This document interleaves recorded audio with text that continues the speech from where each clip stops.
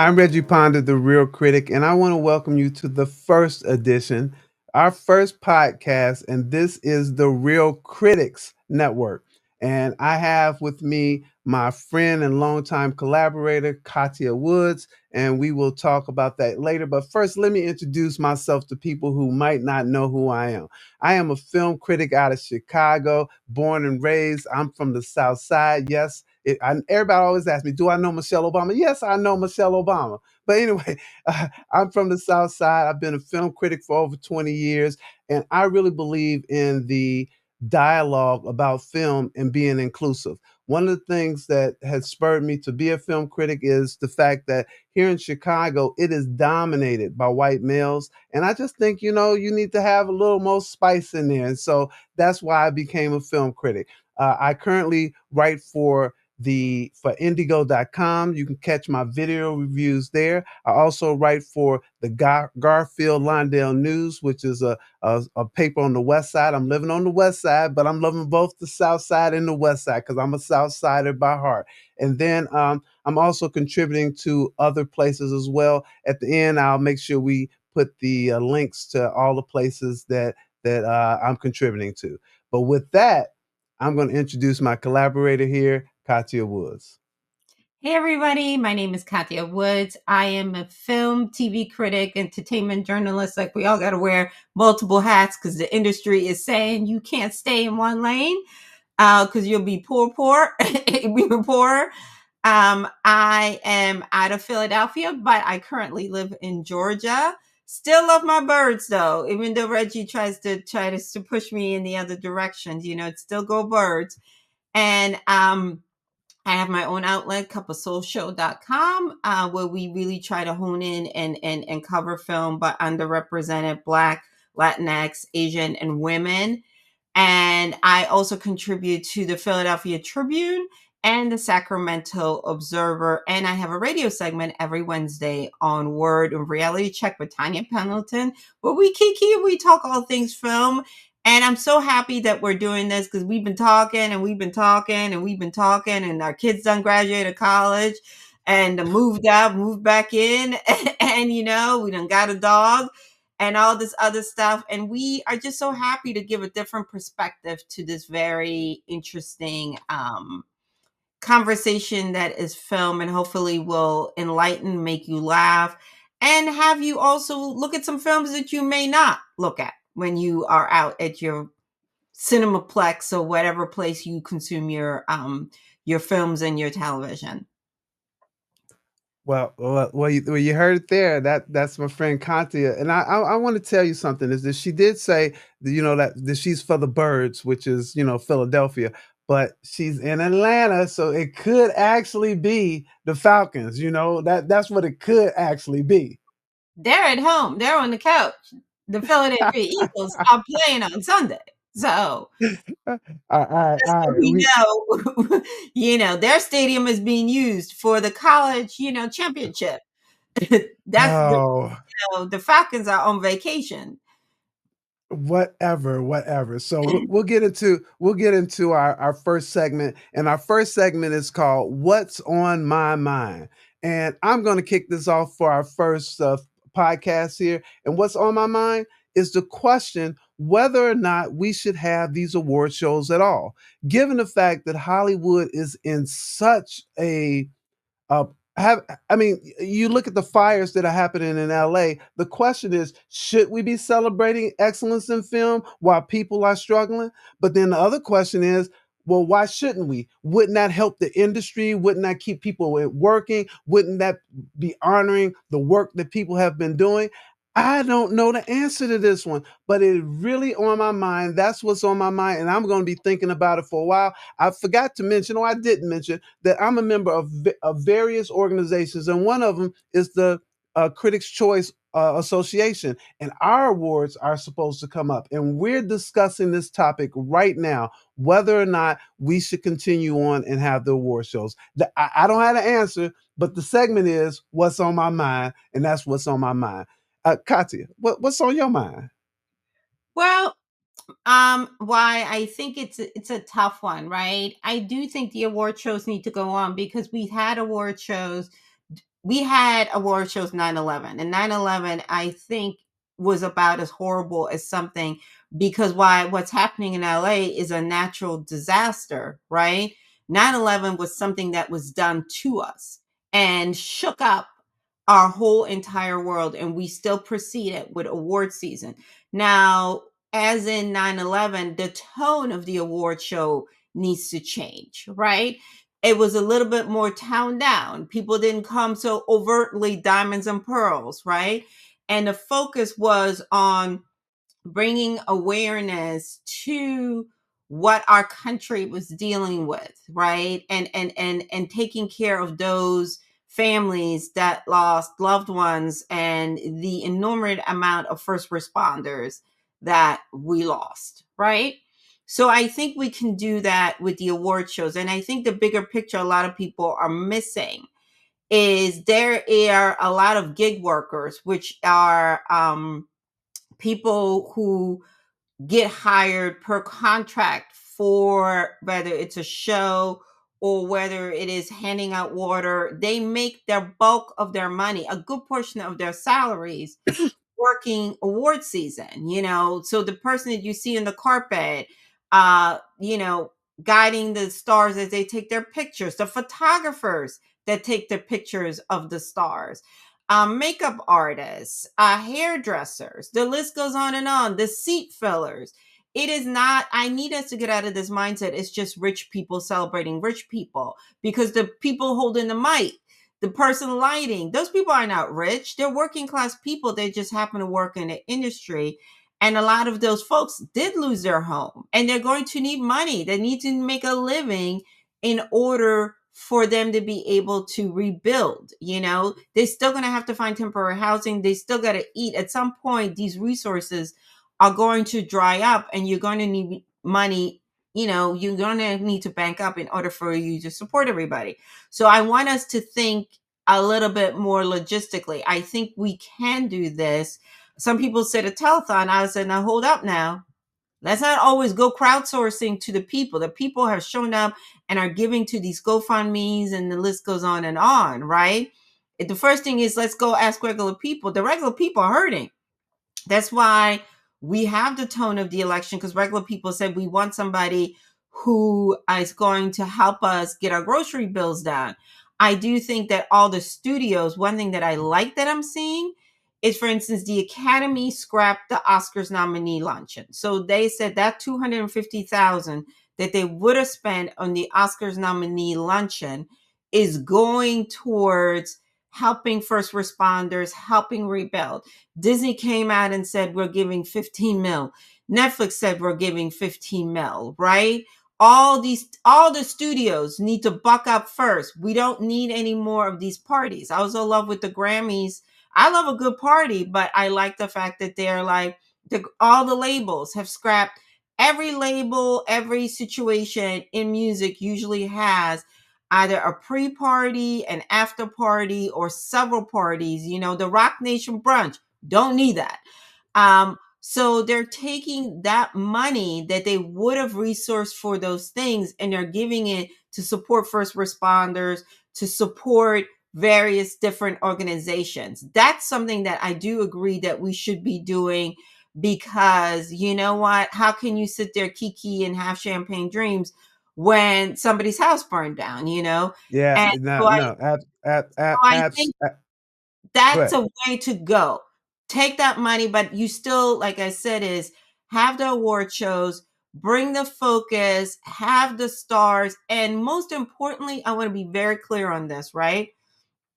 The American Red Cross has been a little dicey, and from Haiti to Katrina and some things. I'm not saying that the American Red Cross is not needed, that they don't do good work. I still give blood and all of that, but I would like to see these award shows honed down and work with local charities, or charities like World Central Kitchen with Chef Andres, who is always boots on the ground and feeds everybody, has food, works with local restaurants to bring awareness, to do community work. I would like to see us move away from the super huge organizations and work with local charities that are working with What? the working class people that were affected. Well, you said a lot. See, that was what was on my mind, and obviously that was what was on your mind as well. So you gave us more than what I was asking for today, Katia. But that's what you do. Some really good stuff, and be very interested to hear you guys. What's on your mind? Uh, Exactly. You hit know? hit hit it hit us up on our social medias. They'll be out there. But absolutely, tell us what's on your mind as well. With that, we're gonna move into what we do on a regular basis. And when I say what we do on a regular basis, we are watching movies and television shows left and right. I have to tell you though, is that Katia says that she's doing TV and she's doing radio, she's doing movies, she's doing all this. Girls also writing about the movie, I mean, about music. I be like, you just have to hit her up because she's writing about everything, and that's what a journalist does. I'm just a critic right now, but that's what you do, and we really appreciate that. So let's get into our first movie for this week. And Katya, I'd like for you to kick this one off, and this is the movie Unstoppable. Well, it's the story about Anthony Robles, who won a state championship, wrestling championship for the University of Arizona. What makes the story so remarkable is that Anthony was born with one leg. Yes, you heard me correctly. He has one leg. He was born that way. He didn't have an accident. He was born that way, and was a championship wrestler in high school and a state wrestler, a state champion in for the University of Arizona. And he had a difficult life because he was raised by his mother, who also has a remarkable story, and his stepfather, who we don't like. We don't like him at all. And who's very abusive, and not just to him, but the family and, all that good stuff. And in spite of all of that, Anthony overcame his disability and not just became an amazing wrestler, but he's a testament to the human spirit of what you can do when you set your mind to something, and just an overall good person. It has Bobby Cannavale plays his stepdad that we don't like. Jennifer Lopez plays his mother, which I think is her best performance since Hustlers. You know what I mean? Where we get her, we don't get jazzed up Jen. We get, she plays a mom who is imperfect, who has to learn to love herself. And it's Jarrell Jerome plays Anthony Robles, and Jarrell is won an Emmy for When They See Us, who's a remarkable young actor. He's just really, really good and gifted. And you're gonna cry, you're gonna cheer, you're gonna laugh. And I think it's something that we need right now. Where we're dealing with so much, right? And we're like, I don't know, can I do it? Can I start over again? I'm tired because it seems every year, new beginnings, and we 16 days, 17 days into January, and we like return to sender because she's doing too much already. So I think it's also a movie the whole family can watch. You know what I mean? And I think it's kind of like reminds you of resiliency and saying, you know what? Although it feels dark, we will overcome and we can work through this. Wow. Well, you really put it in perspective here. I will tell you is that both of us got a chance to speak with Jarrell Jerome and Anthony Robles, and just meeting those people in person, uh, it just substantiates how phenomenal Anthony Robles is. Just meeting him in person, you'd watch the film and you think, man, this guy is phenomenal. And then when you meet him, you're like, man, this guy is phenomenal. What I liked about this film, all the things that you said, I liked about this film.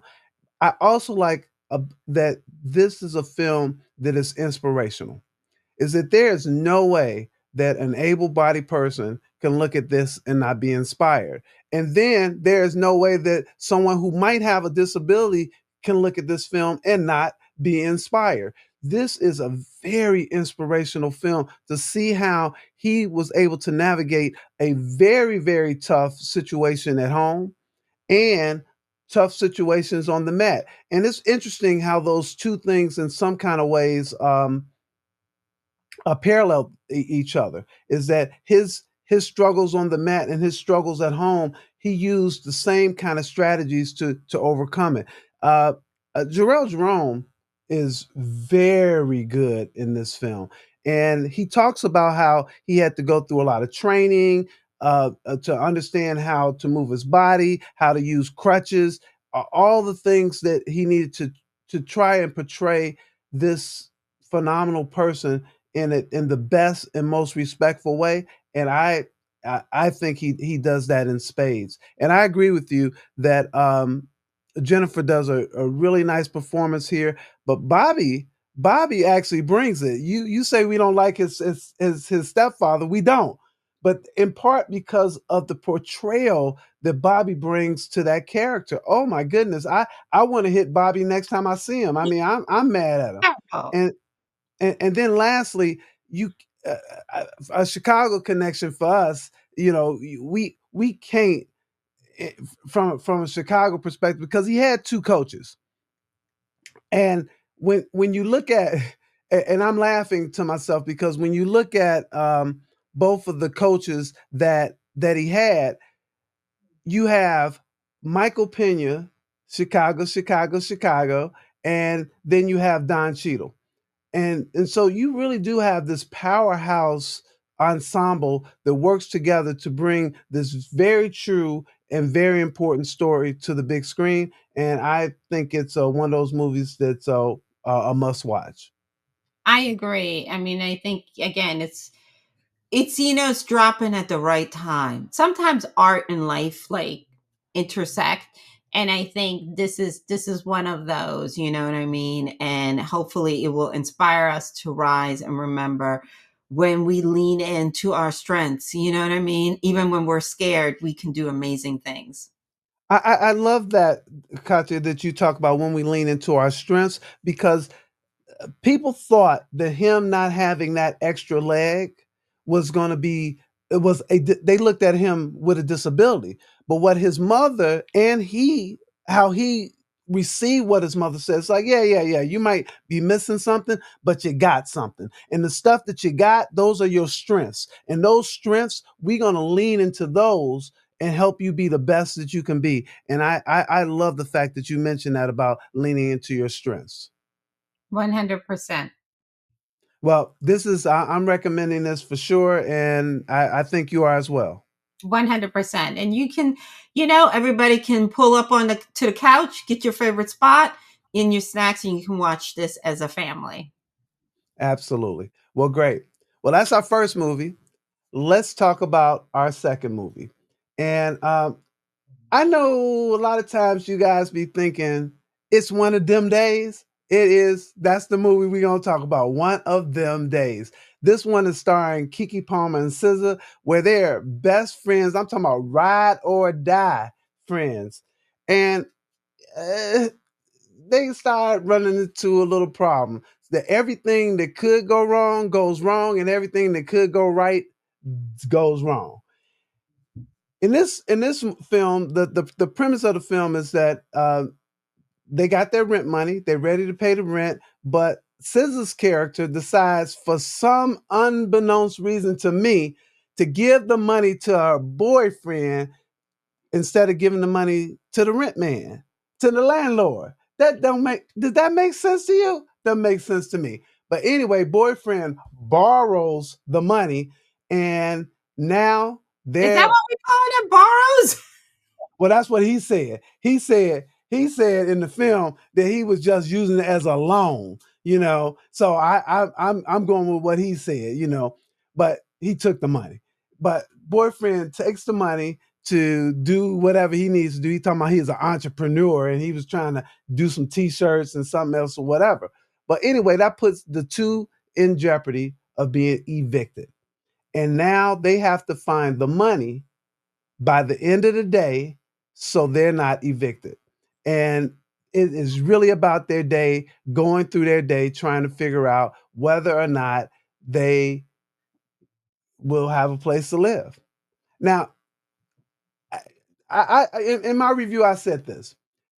the trailer tells you whether or not this is the type of film for you because everything, all the good gags are previewed in the trailer. But don't worry, context matters. And so even though they're previewed, you don't get to see the full effect of what's happening in each one of the gags that they're talking about, like going to give blood or going I think going to give blood and a number of other things that happen in the film. They're just previewed. But when you see it in real time, you're like, oh, okay, I see what's going on. But you know how there's these films that some of us be like, dang, why they have to put our business out on the street?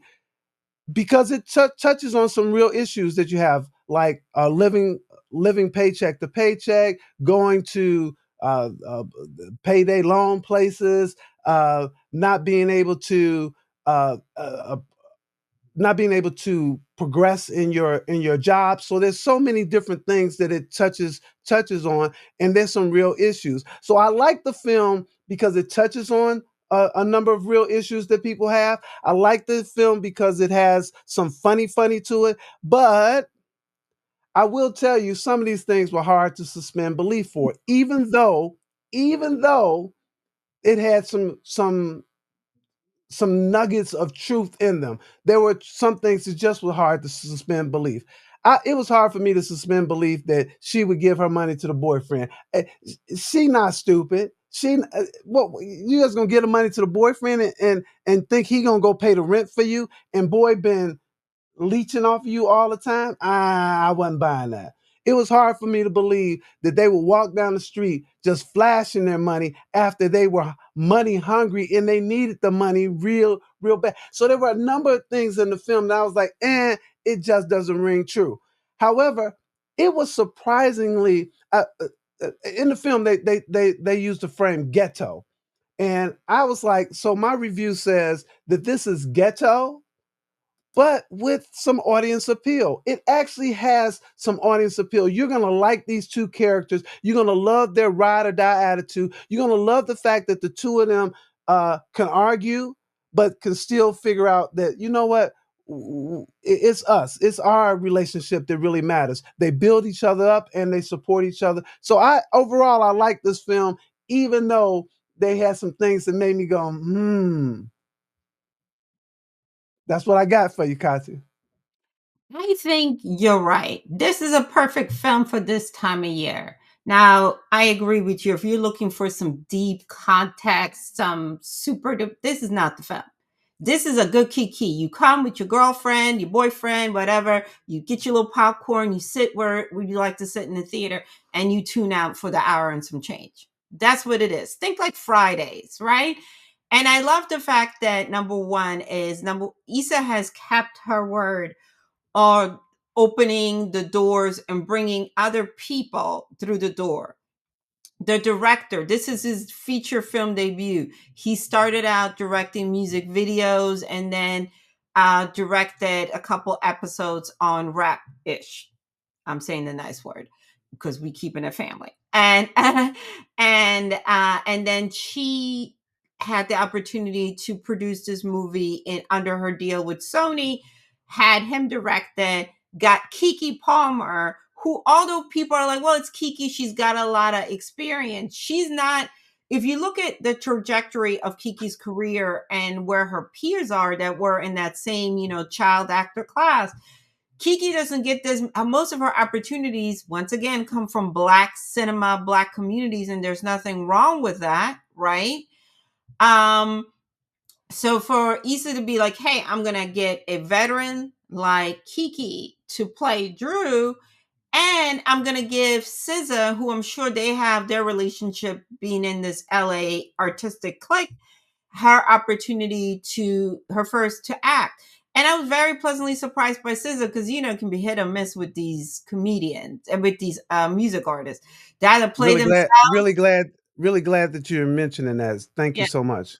Yeah, because sometimes you're like, ooh, this can go one or two ways. It can go real bad or it can go. And I also think that I like the fact that SZA leaned into Kiki and they build a rapport over social media before filming this so they can have natural chemistry, which they do.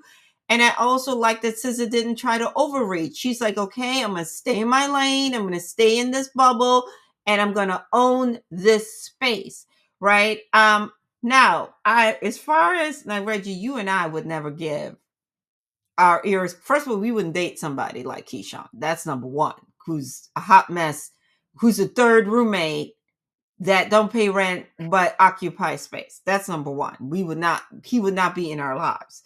But Number two, what I will say though, before you get to number two, is that you're right. But what I do like about this film is that it it's taking people who would do that, right? There's some folks who their man ain't about it, you know, and and so it's saying that sometimes that happens, and sometimes we have a bad judgment, and I think they address that issue in this film. Go ahead, number two. I know. I mean, I was going to say to you, I had a roommate in college, and when I interviewed the ladies, Alon, I said, "Listen, we had a where her, violated. You'd come home, you'd miss like cafeteria lunch. You're like, oh, I'm good. I got my tuna, I got my bread. I'm gonna make my little situation when I get. I got my juice. He didn't. He liked my stuff because I bought name brand stuff, where his girl was buying stuff that was a little off brand. And I had like, my ham and my cheese, and I thought I was gonna make the sandwich. And I walk in the door, he was eating my food, Reggie. He was drinking my Uh juice, uh my uh mango juice. oh And I was oh. like, you know what? If I stay, there's gonna be some blood, not mine, because he's gonna get cut. And we had to have a talk with her. We're like, he is more than sleeping over. He's living here. He's eating our food. He is the fourth unwanted roommate, and he needs to pay rent. He needs to contribute, or you need to take your man to the grocery store and buy the food he likes, and stop having him eat. He was drinking the cereal. My other roommate, she tried to have some cereal in the morning. When I tell you, she was hot when she had that cereal in the bowl and no milk and had no breakfast before class. So yes, there are people like Keyshawn and Alyssa and Alyssa who's living on a hope and prayer, thinking that this man that has no job, sitting on the couch, was going to pay rent. Like, we knew it. As soon as she said, we like, that rent is gone. But again, you're not watching this for context. You're not watching this for it being realistic. Does it have some rough moments? Yes. But you're watching it for the two leads, the two girls. You're rooting for the two girls, and you want them to make better choices. You want them to do better. And that's what I love about this film, is the camaraderie. They're complete opposites, as we do have with all of our friends. But at the end of the day, it's the sisterhood, it's the love that they have for each other, in spite of being in these horrendous circumstances that they cause, that pulls them through. And again, I think that's what I like about it. That's what a lot of the girlfriends that are go see it like about it. And it's perfect escapism movie watching. Go in, lean in, leave your troubles on the other side, and just have a little mental vacation. That's what this movie is. I will say though, is that I already know, so I can hear one of my brothers saying, "You like that movie? This is not for him. This is not this film. If you, I'm glad you mentioned like movies like Friday. Uh, if you don't like those types of movies, don't even think that you're gonna enjoy this type of film. I don't exactly compare it to that, but I've heard a couple of people comparing it in maybe in that genre, if you will. This might not be that film for you, because it is it's a little silly and a little exaggerated, but this is a film that you have to suspend belief to go in and see, because I already told you that I had a couple of things that I was like, nah, that wouldn't happen. I don't believe it, and and that type of thing. But it does. I think first and foremost that it is about that friendship and that ride or die friend, that that friend who will cause the problems and get you into trouble, but will actually stay around when they do it. You got some friends that they'll cause you some problems and they be like, "I'm out. I see you. I'm gone." And then you be like, "Well, wait a minute. I ain't start this stuff."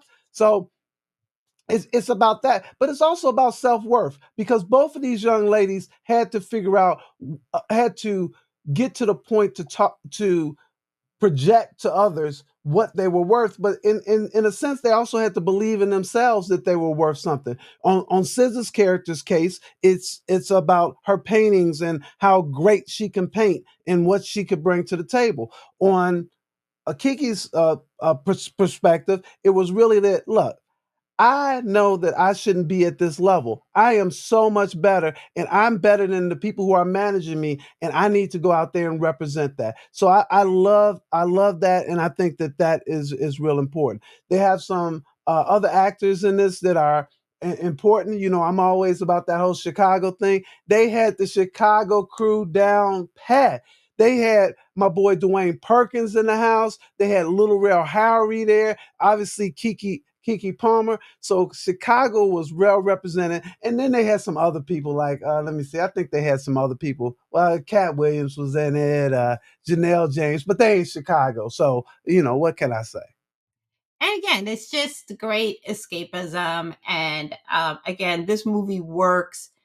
The parts and make you lean in is because of the two leads. You know what I mean? You can relate to these girls and just making bad decisions in your 20s, and also, being afraid to live up to your potential. So I think that's what the winning thing is. I absolutely think you should go and you should support, because again, I love what Issa is doing, which is making sure there's work for new faces and giving opportunities, and then also leaning into to our veterans. And again, this is a great thing, for you to go see with your older daughter, not your little daughter, your older daughter, right? And for with your girlfriend, if you want to go to club, I'm not the club girl anymore, go and have some lunch and have some drinks and then go see this movie. This is a fun way to spend an afternoon.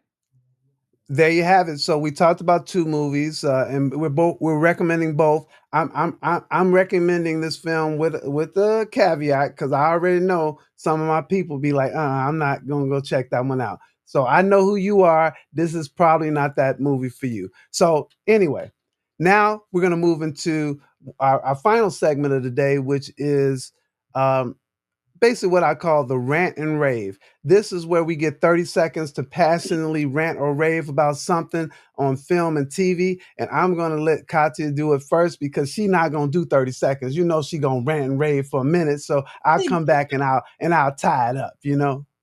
Um, well, it's not necessarily film or TV. The ban on TikTok.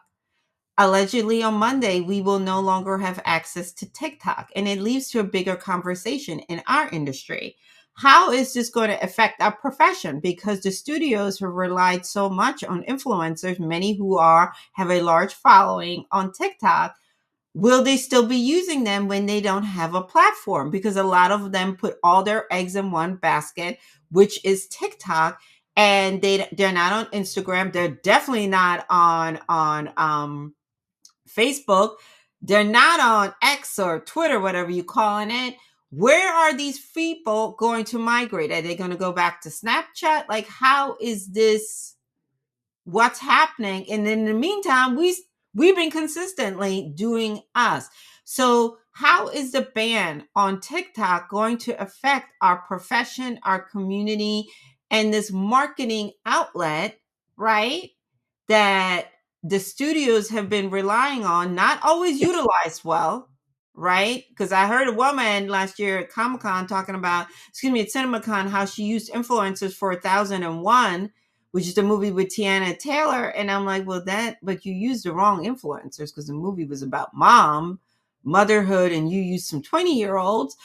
So I'm really curious what is going to happen to those all those folks. And I always said it's, don't have your own platform, use social media as your marketing, and then revert it back to the platform that you own. Because in this case, you can have, I mean, some of these people have 1 million followers, some of these people have 100K followers, and bye bye on Monday.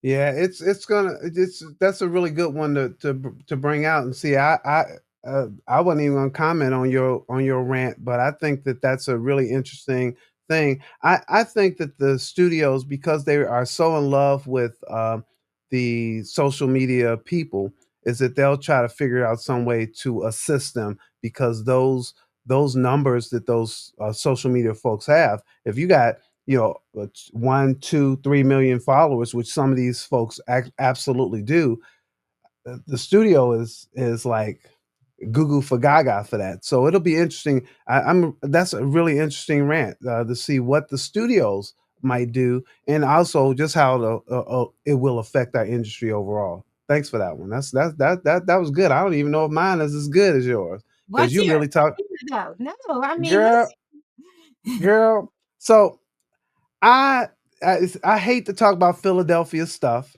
but my thing is that I have fallen in love. I'm talking about in love, just absolutely in love with Coleman Domingo.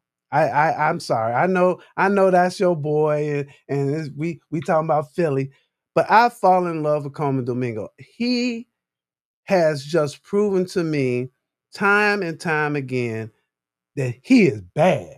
This dude, everything he puts out, I'm like watching it, and I'm watching it like on pins and needles. And the thing that I finished a few weeks ago, but I want people to go check out.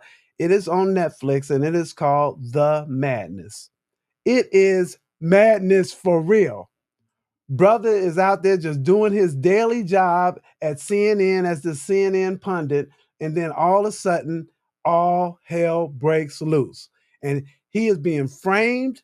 He has to fight for his innocence, but in addition to that, he has to fight for his family. And the way in which they construct this, because I only got a few minutes, 30 seconds for this rant, so I'd have to talk about the series a little later. But the way they construct this, with him being estranged from his wife, he got a son that he's trying to show what's the right thing to do, and then he got a daughter who's just kind of out there, and they not really they not good, as Usher would say. They not good.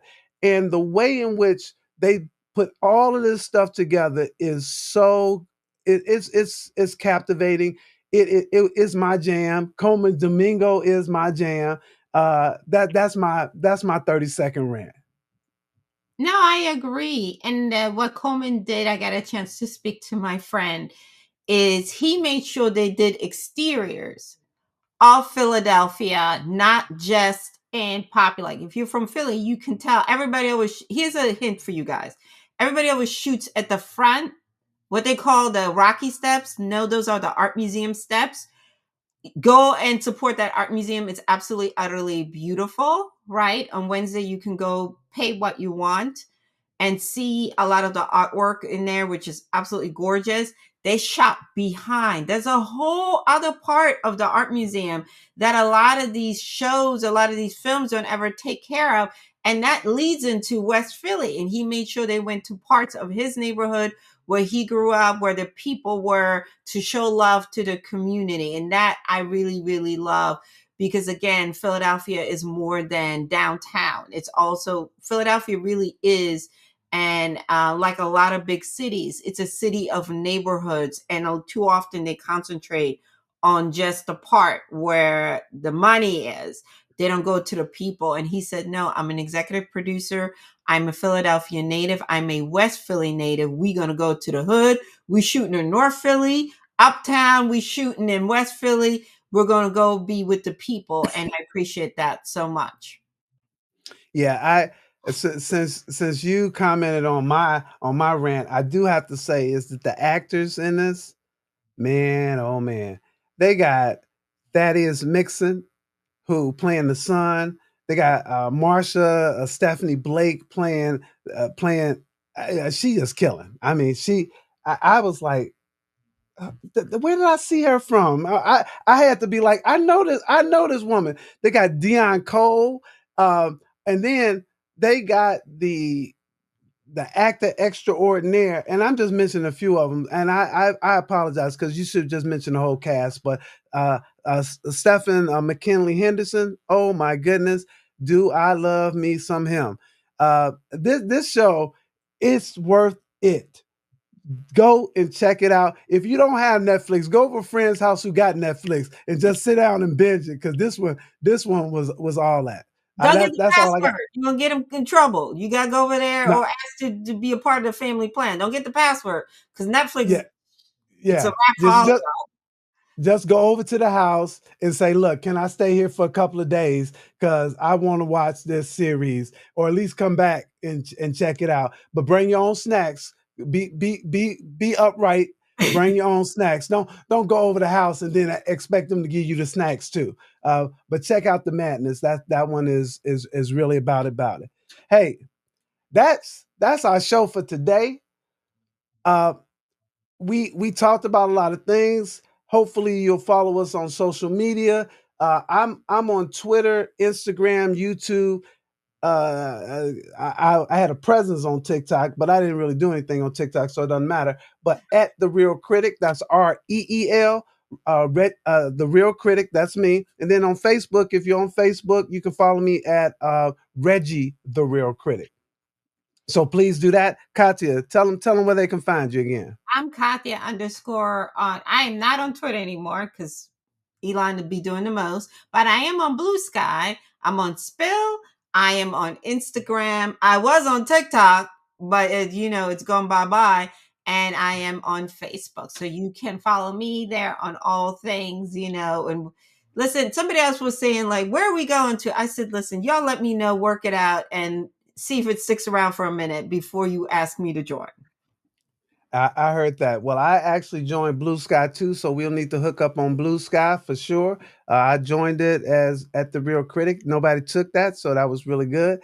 With that, hey, we gonna do this on a regular basis. I hope you guys enjoy what you heard. We're gonna bring on some other people as well periodically to come in and chime in, because we believe that the dialogue is actually is so much much stronger than the monologue. Hey, this is the Real Critics Network.